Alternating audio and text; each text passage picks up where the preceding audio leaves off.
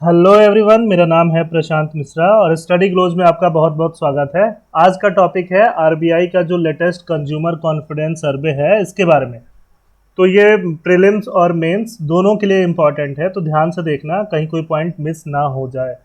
आप यहाँ न्यूज़ में देख सकते हो कि जो आरबीआई का लेटेस्ट कंज्यूमर कॉन्फिडेंस सर्वे है वो ये कहता है कि जो कंज्यूमर का कॉन्फिडेंस है वो रिकॉर्ड लो पे है। कोविड 19 के बाद जो कोविड 19 का इम्पैक्ट है उसकी वजह से समझ लो या और फैक्टर्स की वजह से समझ लो, ये रिकॉर्ड लो पे है। ठीक है, आप दूसरा भी आर्टिकल देख सकते हो न्यूज में, कैसे कैसे आर्टिकल से how Indian sees the economy, मतलब इंडियंस का परसेप्शन है इकोनॉमी के लिए, इंडियंस कैसे अपनी इंडियन इकोनॉमी को देखते हैं, ये आरबीआई के सर्वे में आया है।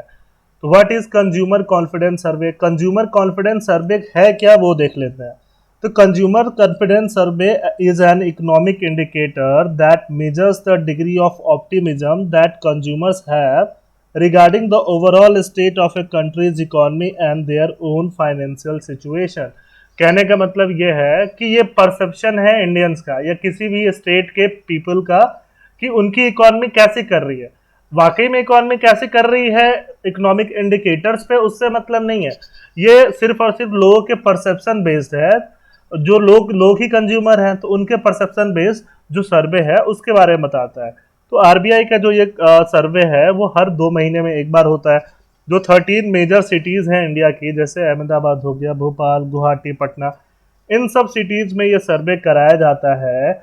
और ये सर्वे क्या क्या क्या बताता है, ये करंट परसेप्शंस और साथ साथ में फ्यूचर एक्सपेक्टेशंस के बारे में बताता है, वेरियस इकोनॉमिक वेरिएबल्स को ध्यान में रखते हुए कि करंट परसेप्शन क्या है, लोग करंट क्या परसेप्शन से इकोनॉमी के बारे में, और फ्यूचर लोगों की एक्सपेक्टेशन क्या है इकोनॉमी से। बहुत सारे इंडिकेटर्स और वेरिएबल्स इसमें ध्यान में लिए जाते हैं। कौन कौन से? General economic situation, employment scenario, overall price situation, income किसी भी लोग का, एंड स्पेंडिंग लेवल। इन सब वेरिएबल्स को क्या रखा जाता है, ध्यान में रखा जाता है। तो अब हम देखते हैं कि ये जो करंट सिचुएशन इंडेक्स है वो क्या है। द करंट सिचुएशन इंडेक्स ये बताता है कि आज की जो इकोनॉमिक कंडीशन है वो जस्ट एक साल पहले के इकोनॉमिक कंडीशन से कितनी बेटर है या कितनी वर्स है। तो वो एक तरह से कंपैरेटिव स्टडी देता है लोगों के हिसाब से, जो कंज्यूमर है उनके परसेप्शन के हिसाब से। और फ्यूचर एक्सपेक्टेशन इंडेक्स क्या है, वो भी ये बताता है कि जो आज का कंडीशन है क्या एक साल बाद कंडीशन इंप्रूव होगा या वर्सन होगा। तो ये फ्यूचर एक्सपेक्टेशन के बारे में बताता है। ठीक है, तो हम ये देख लेते हैं, ये ग्राफ जो है ये current situation index and future expectation index को ध्यान में लेके बनाया है। ये जो ब्लू वाला ग्राफ है इसको आप करंट सिचुएशन इंडेक्स बोल सकते हो, और ये जो रेड वाला ग्राफ है इसको आप फ्यूचर एक्सपेक्टेशन इंडेक्स बोल सकते हो। तो करंट सिचुएशन इंडेक्स ये कहता है कि अभी जो है आप देख सकते हो ग्राफ लगातार डिक्रीज होते जा रहा है, और यहाँ पे आके वैल्यू क्या है 48.5। आप यहाँ पे ध्यान से देखोगे तो ये 100 plus average of net responses है। जो भी नेट रेस्पॉन्स है, लोगों के रेस्पॉन्स हैं, जो भी कंज्यूमर्स के रेस्पॉन्स हैं। मान लो कि ये ग्राफ बनता कैसे है, 100 कंज्यूमर है, 100 कंज्यूमर में 70 कंज्यूमर्स ने ऐसा बोला कि इकोनॉमी की जो सिचुएशन है बहुत खराब है, और 30 कंज्यूमर ने ऐसा बोला कि अच्छी है कंपेयर टू लास्ट ईयर। तो ओवरऑल 40 कंज्यूमर ये बोलते हैं कि सिचुएशन खराब है। तो -40 ये वैल्यू होगी, -40 में 100 ऐड करोगे तो कितना हो गया, 60 हो गया। तो ये वैल्यू 60 पे होती, बट ये उससे भी कम है। इसका मतलब बहुत ज़्यादा ये लोग ये कंसिडर करते हैं कि लास्ट ईयर जून के अकॉर्डिंग, लास्ट ईयर मई के अकॉर्डिंग, मई का सर्वे है, अभी जो सिचुएशन इकोनॉमी की वो बहुत खराब हो चुकी है। और इनफैक्ट आगे भी एक साल बाद भी लोग ये बोल रहे हैं कि सिचुएशन बहुत अच्छी रहने वाली नहीं है। आप यहाँ पे देखोगे दूसरा ग्राफ भी ऑलमोस्ट सेम चीज ही डिपेक्ट करता है। ये दोनों ग्राफ मिलके सेम चीज आपको डिपेक्ट करते हैं। ठीक है, ये दोनों ग्राफ के बारे में डिटेल यहाँ पे दिया हुआ है।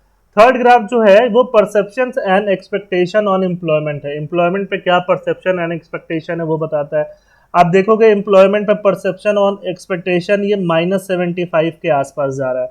मतलब अगर 100 लोगों का सर्वे हुआ, 100 लोगों के सर्वे में 7.2 ने ऐसा बोला, 7.2% ने, ऑब्वियसली 7.2 पीपल एग्जिस्ट नहीं करेंगे, कि सिचुएशन जो है लास्ट ईयर से इंप्रूव हुई है। 82.1% ने ऐसा बोला कि सिचुएशन खराब हुई। तो ऑब्वियसली सिचुएशन खराब हुई है ऐसा मानने वाले बहुत लोग हैं।